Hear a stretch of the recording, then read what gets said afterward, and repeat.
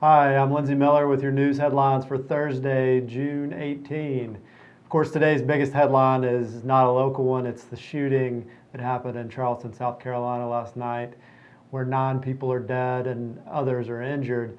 The shooter, 21-year-old Dylan Roof, was captured in Shelby, North Carolina early this morning, or mid-morning, I should say.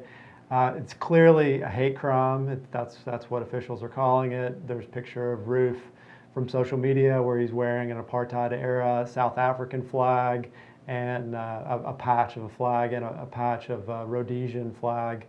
That's what Zimbabwe was called when it was under white rule.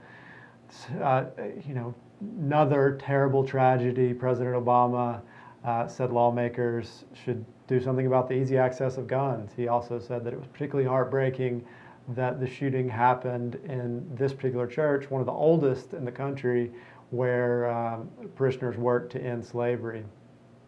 A new poll by Talk Business Hendrix College finds that most Arkansas voters believe that it's okay for businesses to discriminate against same-sex couples who want services for their marriage. That's not surprising, but it's not all bad news, because the people who believe the strongest about that are going to die soon. Or maybe not soon, but in the not too distant future. 6 out of 10 of those polled 65 or older believe that it's okay to discriminate, while a plurality of voters under 30 think that it's not right. The same-sex marriage case before the Arkansas Supreme Court now shows as submitted on the docket.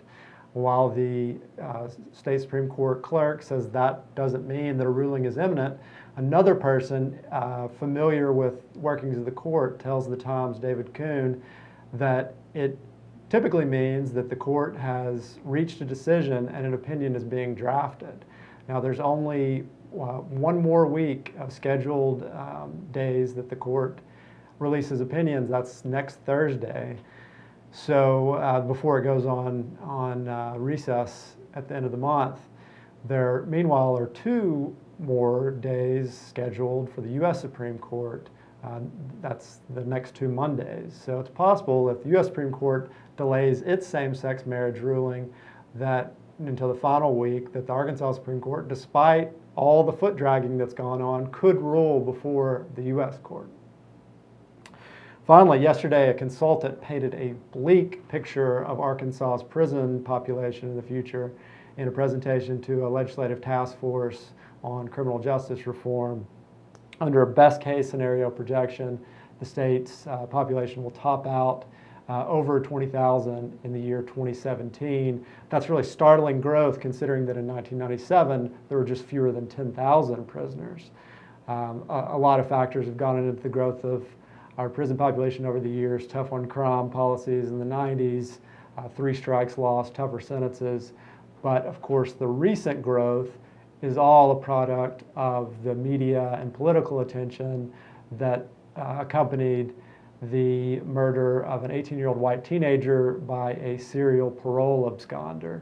In the wake of that attention, the State Board of Corrections changed the rules on parole so that now it revokes the parole. It sends parolees back to prison after every new felony charge, not conviction.